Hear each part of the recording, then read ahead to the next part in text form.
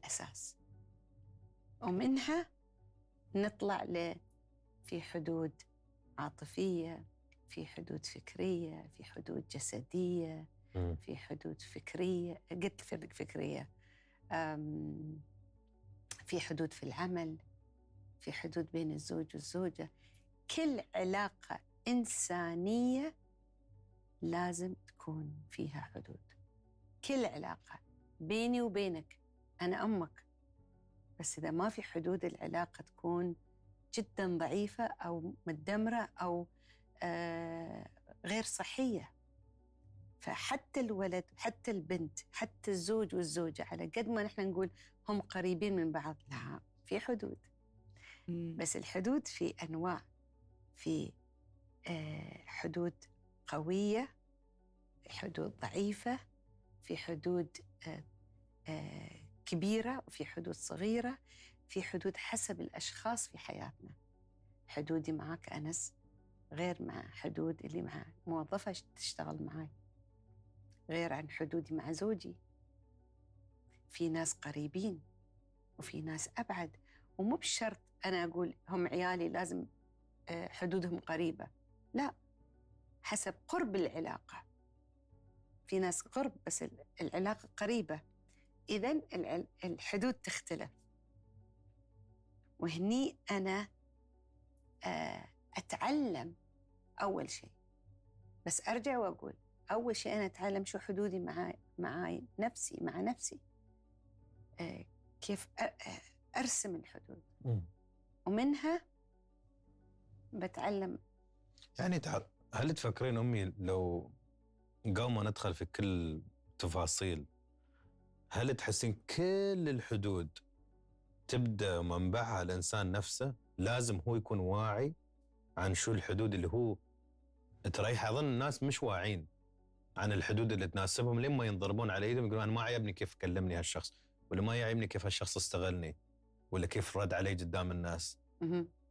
فيمكن ما كان يعرف شو حدوده أصلاً. ما يعرف شو الحدود. قبل ما يعرف شو حدوده لازم نفهم شو الحدود. الحدود اللي أنا لازم أحطها، الحاجز، شو هذا؟ هل هو في كلام؟ هل هو في لغة الجسد؟ هل هو لمس؟ هل هو فكر؟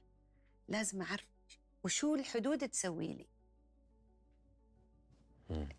الحدود تعطيك إذا هي صحية وفهمناها صح، تعطيك علاقة صحية. هني تعرف توقف نفسك في المكان الصح وترسم الخط. أرسم خط بيني وبينك، أرسم خط بيني وبين المخرج، أرسم خط بيني وبين كلنا خطوة. كل حد. أرسم خط بيني وبين العامل اللي تشتغل في البيت عندي، أرسم خط بيني وبين الموظف في السوبر ماركت. كله في حدود. كيف حد يكلمك، بأي نبرة يكلمك، شو، هل تحب حد يناديك بلقب؟ من الحدود إني أنا أحب حد يناديني ماما هالة أو أستاذة أو خالتي. هاي حدود نحن ما نعرفها، ما نفكر فيها، تربينا عليها، وهذا في المجتمع العربي حلو الألقاب، بس يعطي شو، هاي خالتي يعني قد أمي. الحدود بدت، فنسويها بشكل تلقائي في بعض المواقف عشان عاداتنا وتقاليدنا. بس بعد أنت قلت في حدود حسب تقاليد الشخص. حد من الهند غير عن من دولة عربية، غير عن من أمريكا. الحدود تختلف في مجتمعات وايد منغلقين، فإذا أنت تتمسخر وياهم وتضحك معاهم يحسون تعديت علي. وفي ناس لا، ياخذون عليك وايد عشان في مجتمعهم هذا الشيء عادي. صح.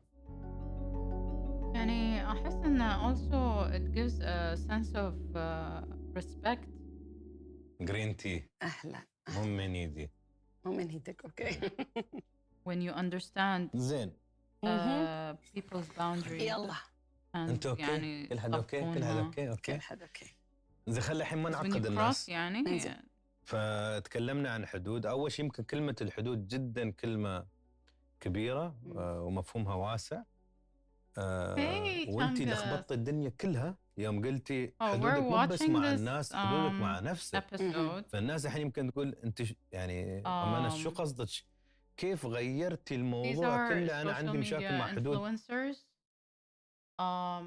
This guy is called Anas, and the lady is his mother, and they just talk about like any topic basically. Like this episode is about boundaries and how important boundaries are. So we're doing keep stuff and chilling and listening to this podcast. And I have subtitles on. Yeah, so I know some people don't understand like Arabic. I hope you enjoy. مع زميلتي، أنا مع زوجي، أنا مع ولدي. شو قصدك؟ كل How are هذا you يبدأ today? مني أنا. أولا لازم نفهم شو الحدود، كيف أنا أرسم الخط، متى أقول أوكي، متى أقول لا. أول شيء نبتدي بنفسنا. نحن نتعامل مع العالم كله، لكن لازم أول شيء أشوف شو حدودي مع نفسي، كيف أنا أسمح لنفسي ومتى ما أسمح لنفسي، متى أقبل أنك أنت تهيني ومتى أقول لك ستوب. إذا أقبل ما في حدود. يوم حد يعنفني، يوم حد يكلمني بأسلوب مو بزين، ما عندي حدود مع نفسي. ما قلت حق نفسي لا تقبلين على نفسك هاي حد يعاملك بهالطريقة. هاي الحدود. أنا متى أقول لا، أنا ما أستحق إن حد يكلمني بهالأسلوب، حتى لو يختلف معي، حتى لو ما يحبني، لازم يكلمني باحترام. أحط حدود مع نفسي. كيف أنا آكل ولا أبلع، أملي فراغ، شو أي فراغ. متى أقول ستوب للأكل، متى أقول أنام صح ولا لا. هذا كله صحة، بس هاي حدود صحية للصحة الجسدية. وفي صحة نفسية أو عاطفية. متى أنا ما أجلد نفسي. نحن إذا الكلام اللي نقوله حق نفسنا حد ثاني قال لنا إياه مستحيل نسامحه، بس نحن 24 ساعة في جلد الذات. أنا أقول حق نفسي شيء، أنا أضغط على نفسي، وأنا أقسى على نفسي. متى أخلي قسوة ولا حزم؟ يوم في حزم هذا حدود صحية، حدود صحية. يوم في قسوة هاي حدود غير صحية أو ما عندي حدود. فالحدود مع نفسي متى أقول لا حق نفسي.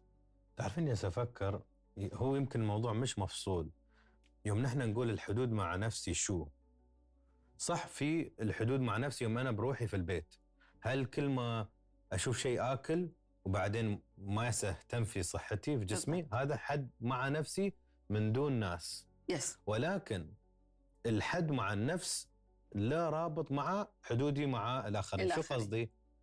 كل ما أنا أتعرف والوعي الذاتي اللي يكون عندي أعلى، معناته أنا بديت أفهم شو يناسبني شو ما يناسبني. بالضبط. يمكن مثلا أنت تقولين أنا ما أحب حد يجي عندي البيت وياخذ مني قميص ويقول لي ممكن أشيله معاي وما يرجع مثلا، أو بيخليه عنده أسبوعين. في ناس ما يحبون هالشيء، بس الحين هو وعى على أنا هالشيء نرفزني.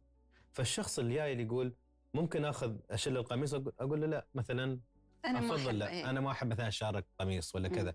مرات من أبسط الأشياء. بس لو ما عندي هالوعي عن حدود اللي تناسبني واللي ما تناسبني، ما أقدر أوصلها للشخص الثاني. هذا أساس الشيء. الوعي، الإدراك الذاتي، إن يكون عندي إدراك أنا شو حدودي، وين أقول ستوب هذا في الشوبينج، وين أقول ترى هذا ما يناسبني. أنا مثلا أعرف إن حدودي مع نفسي إني ما أقدر أسهر وايد. مثلا صديقتي بتقولي بليز تعالي ويانا، أقول لها صدق أتعب. بتقول لي بليز نصير نتعشى، أقول لها أنا ما أتعشى، هاي حدودي اللي سويتها مع هالة، يناسب هالة، ترى هو تفصيل مو جاهز. It الحدود keeps you aware في and أساس. healthy of أنا ما أقول yourself. كلام بعد. مو بزين، أنا أحط لي انضباط، لازم أنضبط، لازم يكون في حزم، لازم يكون رفق، إني أنا أكون رفق بنفسي جي. يعني بشويش. مم. مرات أقول ما شاء الله عليك زين سويتي. مرات نكون حازمين، ها كلها حدود. بس بعدين في حدود اللي أنا ما أتعشى، هاي حدودي. تعرفين اظن وايد هالاشياء اصلا مرتبطه بكلمه لا. هاي حدود. ولو نحن في مجتمعاتنا العربيه وايد متعودين نجامل، معناته بدينا ننسى حدودنا، ولا نفرضها، ولا نطلب من الناس يحترمونها. عرفتي شو قصدي؟ لو انا مو متعود اقول لا هذا ما يناسبني، ما اقول يكون وقح. تقدر تقول لا باسلوب، مثلا حد يعزمني وانا ما بروح العزيمه، ولا احب المجموعه، ولا احب الاسلوب، ولا احب الازعاج، الموسيقى وكذا، اقول له افضل لا. شكرا. شكرا العزيمة. على الدعوه الجميله، والله انا مستانس لك واتمنى يكون عندكم عزيمه وعشاء جميل، ولكن انا ما بقدر، اعتذر، بس مشكور على الدعوه.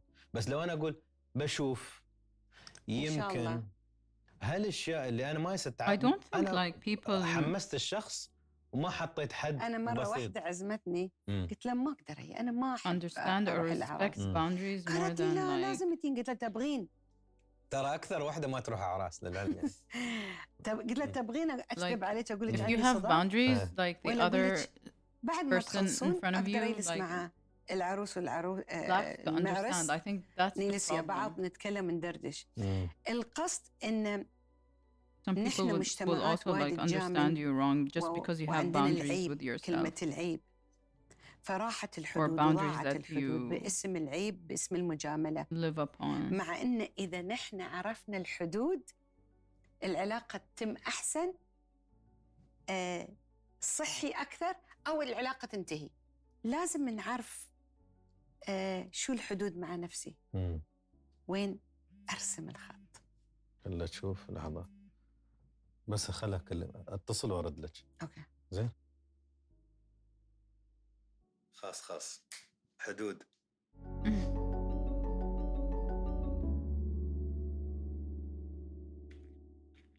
اوكي، الحين تكلمنا وايد امي عن الحدود مع النفس، الادراك كيف مهم، الوعي كيف مهم. بس الحين الاهم عن كل هذا اللي انا قلت الحين، الواحد يقدر يكون مدرك، يقدر يكون واعي عن الشيء اللي تناسبه واللي ما تناسبه، ولكن تطبيق هالحدود على عن ارض هاي الواقع الموضوع. في العمل، بين ازواج، بين اولاد، بين اخوان، بين اخوات، ترى وايد صعب. يعني سهل الواحد يقول انا ما احب هالشيء وهذا حد لي وانا ما اتقبل هالشيء، ولكن هل هالشخص ما اقول ما يستحي، ولكن للاسلوب والجرأة، عشان يبالغ شويه الجرأة انه يوصل هالمعلومه للشخص الثاني، يقول انه ترى هالشيء ما يناسبني. أولاً الوعي، ما حد يكون عنده وعي كامل، الوعي يجي مع الوقت التجربه. يعني من ما أنا أجلس أركز أقول ليش أنا سويت شيء، ليش أنا يوم كل مرة أدخل داخل مع كل تصرف، مع كل كلام، مع كل حركة، أجلس أقول ليش سويت كذي؟ لا أنا ما عجبني، بس أنا سكت، بس ما قلت لا. بعدين شوي شوي الوعي يزيد. متى يعني هل كيف أطبق؟ هي مهارة. أنا أحسها فن. أي مهارة، أسميه دائما فن. يعني عشان لازم أعرف. الحين أنا عندكم يعني عندي 5 أولاد صح؟ وكل واحد فيكم شخصية مختلفة. لازم أعرف كيف الحدود معاك غير عن معاذ، وطريقتي مع حارث غير عن طارق، وطارق غير عن حسن. بس شو يخص لو الحدود عندك شيء واحد؟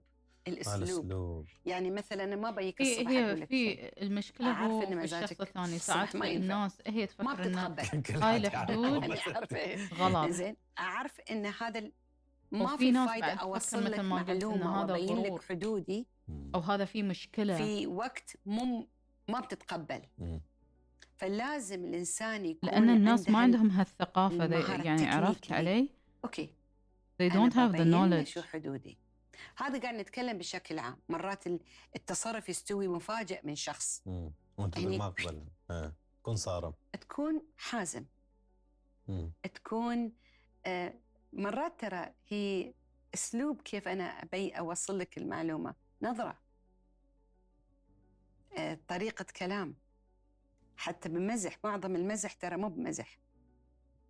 في ناس like there are people who also like they don't know how to deliver شو اسمه الحدود هاي or the boundaries, they don't know how to deliver it.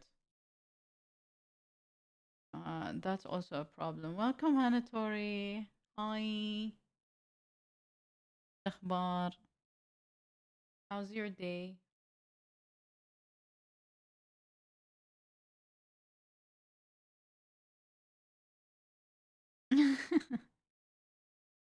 Really interesting topic والله Hannah Tori.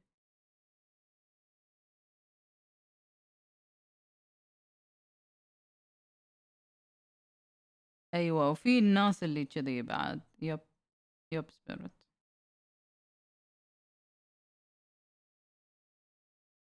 والله tired. I had a really tiring day yesterday. Like after the gym وكذي وايد تعبت. I wasn't feeling well يعني at night. I maybe slept like around 1. Like I was already in bed at 12. I slept at 1 a.m. تقريبا 1:30. And I woke up today at 10:30, 11, something like that. So I had a really good, recovery sleep. I'm hungry now. Over here, we are very direct with our boundaries, but people outside Netherlands consider us very rude. That's what I'm saying. Like some people like would understand that boundaries, like if I show you my boundaries or if I address you or anything, they think that it's rude or I'm يعني ignorant.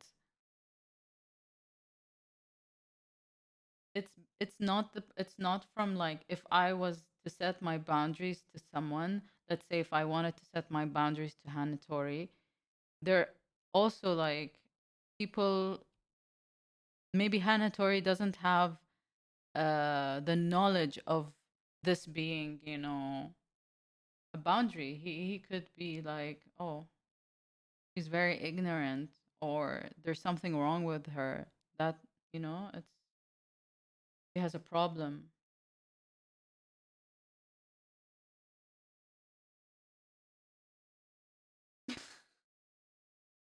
Testing. You sound like you're living in a lab. كلام مقصود. يقول لك في دائما نسبة من كل نكتة ولا كل مزحة فيها نسبة حقيقة وصراحة. لا نسبة كبيرة. أسلوب مع الشخص غير عن الشخص. في ناس لازم معاهم حنية، في ناس معاهم سوري المايك طاح. أحمد ما بنسى. أحمد يوم تقولي 3 4 بيقولون ليش نعم. عشان أبوي أحمد. نستنى شباب. ايه ماشي، خليك جهة أحلى شيء عندي أنا. تخلون الموضوع طبيعي. الجمهور يبغى شيء طبيعي، صح ولا لا؟ صح. انزين شكرا للمايك.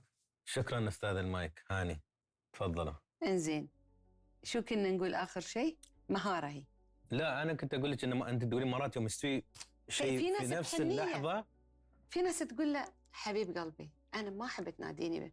يعني مثلا واحدة قالت لي هالة، قلت لها هالة، أنا أمي هالة، ضحكت. من يومها عرفت إن أنا هاي ما ناديها. وصلت لها الحدود بأسلوب حلو. بس في أحياناً حد يغلط. يعني أنا مرة دخلت في دولة How you deliver it. كنت مع حسن وطارق، ومحل أول مرة دخلها حط إيده علي. قلت له شيل إيدك من علي. لا أنت مثل أختي. قلت له أنا مو مثل أختك، أنا أول مرة أجيك. هني لازم أكون حازمة. هني لازم ما في 1 2. هني أحط حدودي وأحطك في مكانك. هذا شيء يستوى مفاجئ من غريب وفي تعدي. لا، أحطك في مكانك. في ناس لا، في ناس غرب، في ناس مهارة. مع الوقت أنا أشوفها فن. مع الوقت تقدر. وتعرفين كل ما الإنسان يبا راحة باله وسلامة قلبه وأنه يكون مرتاح في حياته لازم يتعلم يحط حدود. عشان لو ما أنا في اليوم الواحد 17 واحد يجتاز حدوده معاي أنا بتعب نفسيا وايد. بتدمر. وعموما Yeah. الناس اللي وايد يستحون وخجولين ولا ما عنده الثقة الكافية أنه يوصل هالمعلومة تشوفينه معصب تقول أنت خبرت الشخص أنه ضايق. course لا you'll ما be عرفت كيف أقول له. هذا حدود مع النفس. فعرفتي هني المشكلة. اللي يضايقني لازم، هذا حدودي. وانا تعرفين شو اقول لهم؟ لا تتوقع من الشخص الثاني يكون جاينا الوحي ولا يعني وفاهم. انه بس فهم بس من اشاره. لا، ما يستوي. انت انسان وهو انسان، لازم انت توصل له المعلومه. تقول له انا هالشيء ما عجبني، هالشيء وفي ضايقني. أسلوب. بس لو ما تقول له لا هو مفروض يعرف. لا مش مفروض يعرف. كيف مفروض يعرف؟ ترى But you only حتى interact with me, huh? أكثر الحدود تنتهك بين الناس الأقارب، لأن يشيلون الجدار هذا. والميونه الميانة. الميانه يشيلونها، يقولون لا لا لا. مثل في ناس يجون يقولون لي لا أنت منا وفينا تقدرين تسوين لي هالشيء. أقول لا، هي تتوقع خلاص أنت من الأهل، أنت من المعارف، أنا أقدر أطلب منك أي شيء. لا، أنا ما بسوي أي شيء أقدر. ما أقدر. أنا صار لي شيء من قريب. واحد كلمني قال لي هل فعالية وايد فعالية حلوة وأتوقع أنت الوالدة وايد بتستانسون وايد بتستفيدون. قلت له وأنت شو بتستفيد؟ أنا ما بطلع مكان. أنا صراحة بين الغيبة أحس الفعالية مالتك ناجحة